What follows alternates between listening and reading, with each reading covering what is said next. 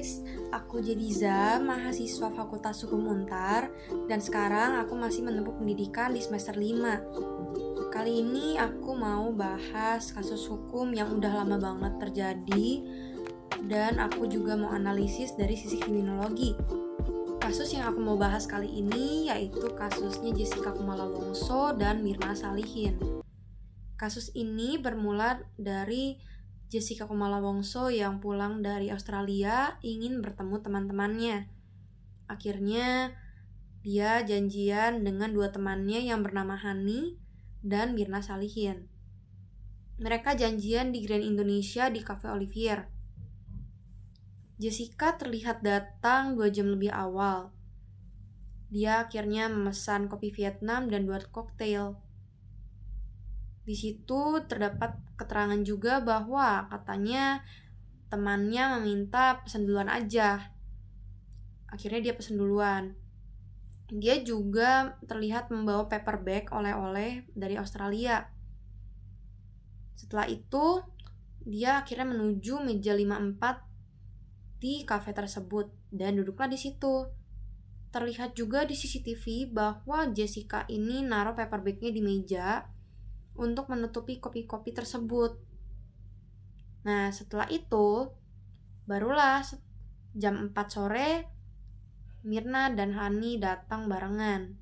Mereka datang terlambat dari jam yang seharusnya dijanjikan. Setelah mereka datang, akhirnya mereka ngobrol-ngobrol, minum ngafe seperti biasa. Mirna akhirnya minum kopi Vietnamnya.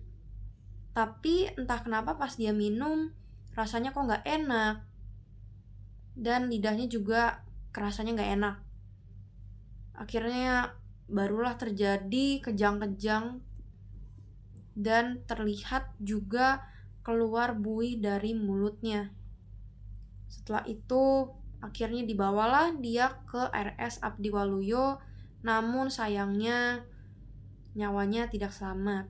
Sehingga pada tanggal 10 Januari 2016 Mirna harus dimakamkan. Karena hal itu, ayahnya Mirna Salihin yang bernama Edi Darmawan Salihin memutuskan untuk membawa kasus tersebut ke Polsek agar segera ditindaklanjut atau diinvestigasi. Tetapi pada hari H kejadian, ternyata pada jasadnya atau jenazahnya Mirna Salihin tidak ditemukan sianida sama sekali karena jasad tersebut tidak diautopsi. Tetapi pada hari H, kopi yang sudah diminum oleh Mirna Salihin sudah diambil sampelnya dan memang betul bahwa dalam kopi tersebut ada sianida. Kemudian setelah beberapa lama kasus tersebut akhirnya dibawa pengadilan dan setelah beberapa hari juga ternyata ada berita bahwa terdapat sianida dalam tubuh Mirna Salihin. Padahal jasad tersebut sudah sempat diformalin dan lain-lainnya. Dan sianidanya juga sebesar 0,2% yang artinya setara dengan 1 apel. Hal itu tidak mengakibatkan seseorang meninggal karena sianida. Di pengadilan juga disiapkan bukti CCTV Jessica yang sedang berjalan di sana menyusuri kafe tersebut. Sedang melihat-lihat, entah melihat apa, tidak tahu. Tetapi pengadilan menyimpulkan bahwa dia sedang melihat-lihat CCTV. Apakah aman untuk dia bertindak atau tidak? Setelah itu barulah dia menuju meja.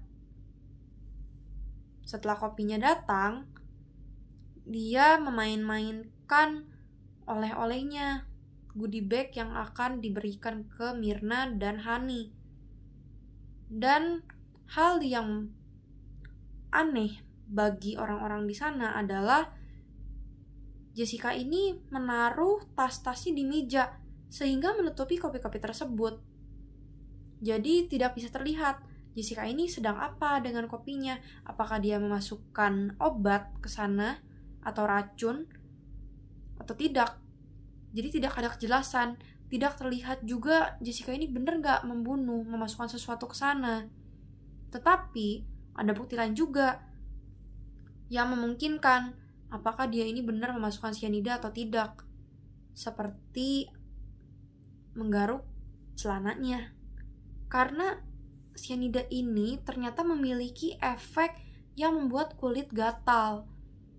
Sehingga hal itu dicurigai. Jessica ini sepertinya benar memasukkan cyanida ke dalam kopi tersebut karena dia sedang menggaruk-garuk celananya. Bisa disimpulkan, sepertinya benar dia ini memasukkan cyanida. Tetapi hal itu juga masih tentang kecurigaan saja, belum dibuktikan secara konkret.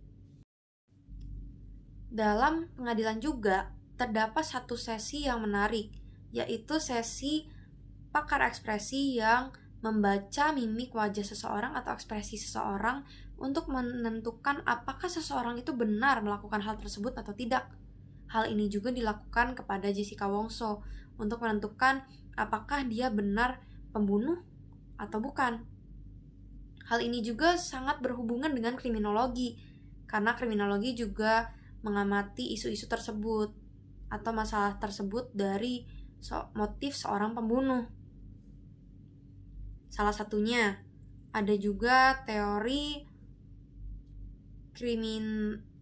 yaitu kriminal psikologi, di mana seseorang ini memiliki kepribadian yang berbeda dari orang-orang lain, seperti kepribadian ganda, kelainan kejiwaan, sehingga seseorang tidak sadar dirinya sedang melakukan hal yang kriminal.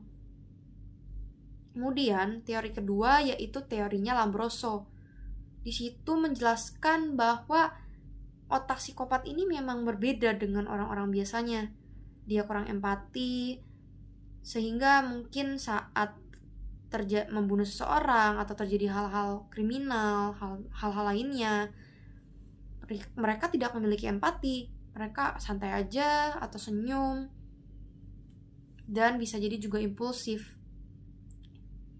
Dan teori ketiga yaitu teori labeling. Labeling ini di luar dari pakar ekspresian tadi dan dua teori tadi. Hal ini berhubungan dengan masyarakat yang memandang seseorang. Hal ini juga sama terjadinya ketika kasus Jessica Wongso. Pada saat Jessica masih diadili, semua orang atau hampir semua orang memandang dia adalah pembunuhnya. Padahal belum ada bukti konkret atau jelas yang menunjukkan bahwa dia benar-benar pembunuhnya. Dan belum juga diputuskan apakah benar Jessica ini pembunuhnya. Balik lagi membahas tentang teori ekspresi, teori labeling ini juga bisa disebabkan faktornya karena ini. Jessica dalam pengadilan tidak terlihat ekspresi sedih sama sekali, bahkan dia nggak menangis. Sehingga mengurangi simpati atau empati publik terhadap dia, yang akhirnya melabeli dia sebagai pembunuhnya Mirna. Kemudian, dari sisi ekonomi juga, Jessica ini sebenarnya bukan berasal dari ekonomi yang sulit dalam keuangan. Seharusnya mental dia juga tidak kelainan, aman-aman saja. Karena salah satu hal yang membuat orang menjadi psikopat atau melakukan tindakan kriminal itu berasal juga dari ekonomi. Apalagi orang yang ekonominya sangat-sangat di bawah, tidak punya uang, mengakibatkan mereka ingin mencuri, membunuh, untuk mendapatkan keuntungannya sendiri gitu, untuk hidup. Karena mereka pengen hidup, tapi untuk mendapatkan dengan cara yang baik itu sangat-sangat sulit. Nah, di pikiran mereka ini, ya udah, karena aku sulit buat hidup dengan cara yang baik, kenapa kita nggak ambil cara instan aja supaya aku bisa tetap bertahan hidup. Walaupun cara itu salah, yang penting itu menguntungkan aku dan itu hidup. Namun Jessica ini gak ada faktor tersebut. Juga mau bahas hal yang paling disayangkan di kasus ini, kenapa gak dari dulu dilakuin, yaitu autopsi. Autopsi itu paling penting dalam satu kasus pembunuhan, karena jenazah itu adalah saksi bisu meskipun mereka gak berbicara langsung. Tetapi kalau di autopsi, semua bisa terlihat jelas. Nah, dalam kasus ini tuh nggak dilakukan autopsi. Dan faktanya, autopsi itu sangat penting ketika sebelum masuk pengadilan. Seharusnya jasad itu atau jenazah harus diautopsi terlebih dahulu sebelum masuk pengadilan. Namun anehnya dalam kasus ini, jenazahnya Mirna ini tidak diautopsi dan bisa lolos masuk ke pengadilan dan jadi kasus besar. Padahal kalau misalnya jenazahnya diautopsi kan bisa jelas kenapa dia ini meninggalnya, bukan mengandalkan asumsi publik dan bukti-bukti Jessica saja, tapi memang terlihat faktornya dari jenazahnya dia sendiri kelihatan. Misalnya dia diracun, bisa kelihatan, oh ternyata benar karena sianida, terlihat bahwa sianidanya tersebar di anggota tubuh lainnya kalau diautopsi, kalau dicek. Tetapi dia hanya dicek bagian lambung saja. Kalau gitu gimana mau nentuin dia benar meninggal karena sianida? Dan juga ada bukti bahwa si Mirna ini dia meninggalnya warna jenazahnya bukan merah red cherry, melainkan biru, yang artinya bukan karena sianida. Akibatnya gak diautopsi ini juga parah gitu. Intinya di sini kita nggak memihak siapapun, tetapi akibatnya juga yang tersangka yang dianggap pelaku, sehingga orang sudah menyimpulkan terlebih dahulu, tidak tahu faktanya gimana. Mereka menyimpulkan dari asumsinya, oh Jessica ini pembunuhnya dari bukti-bukti yang ada. Apalagi juga dilihat dari hidupnya Mirna yang kelihatannya sangat bahagia gitu ya, karena Mirna juga cantik, selain itu dia punya keluarga yang baik, kemudian kuliahnya juga lancar, dan punya suami juga yang cakep, kemudian keluarganya harmonis, sehingga menimbulkan asumsi publik tambahan, yaitu Jessica yang iri hati kepada Mirna, kemudian menimbulkan kekesalan, entah emosi yang dipendam atau kepahitan, sehingga mengakibatkan dia ingin membunuh Mirna. Itu asumsi yang termasuk juga dalam labeling yang tadi aku udah bahas sebelumnya. Maka dari itu ya, autopsi ini tuh sangat penting dalam kasus pembunuhan. Tapi sayangnya tidak dilakukan, jadi sampai sekarang pun tidak ada kejelasan benar gitu. Mirna ini meninggalnya karena apa? Walaupun putusan akhirnya memang Jessica ini dinyatakan bersalah dan dihukum 20 tahun. Selanjutnya, aku juga mau jelasin kenapa seseorang tuh bisa melakukan tindakan kriminal. Salah satunya yaitu karena pendidikan. Kita tuh sering lihat atau sering tahu biasanya, oh orang yang gak berpendidikan itu pasti rentan melakukan tindakan kriminal. Memang sangat sering terjadi orang yang tidak berpendidikan maupun yang pendidikannya kurang proper biasanya melakukan tindakan kriminal. Pertama, aku jelasin dulu dari orang yang pendidikannya tidak atau kurang baik. Hal itu disebabkan karena pengajaran di sekolah, terutama waktu kecil, untuk sekolah-sekolah yang tidak proper atau pendidikannya kurang baik itu biasanya tidak disiplin, biasanya nggak ketat. Sehingga kalau misalnya mereka melakukan sesuatu tidak didisiplinkan atau entah ditinggalkan, jadi akhirnya siswa di sana nggak berubah, nggak berkembang sama sekali. Dan gurunya pun ya udah acuh aja di situ. Terus juga pengajarannya yang masih tertinggal zaman, tertinggal dengan sekolah-sekolah lainnya. Akhirnya otaknya tidak berkembang dengan baik. Hasilnya ya kurang juga sampai mereka dewasa umur, tetapi mentalnya juga tidak baik.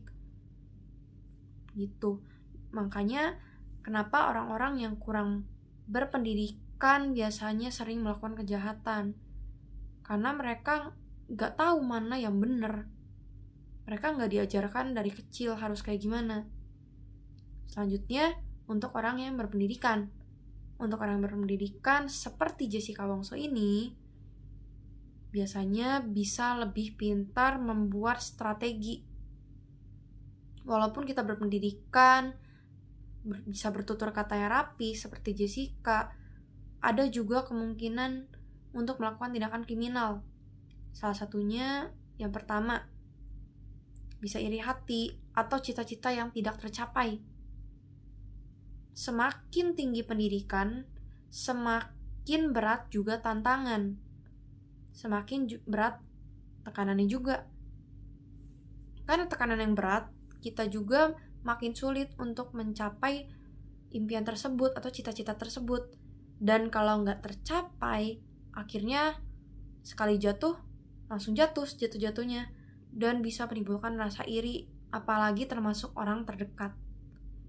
Makanya terdapat juga asumsi dari publik, oh Jessica ini kayaknya iri deh sama Myrna, karena Myrna hidupnya bahagia dan lain-lain, walaupun dia pendidikannya tinggi.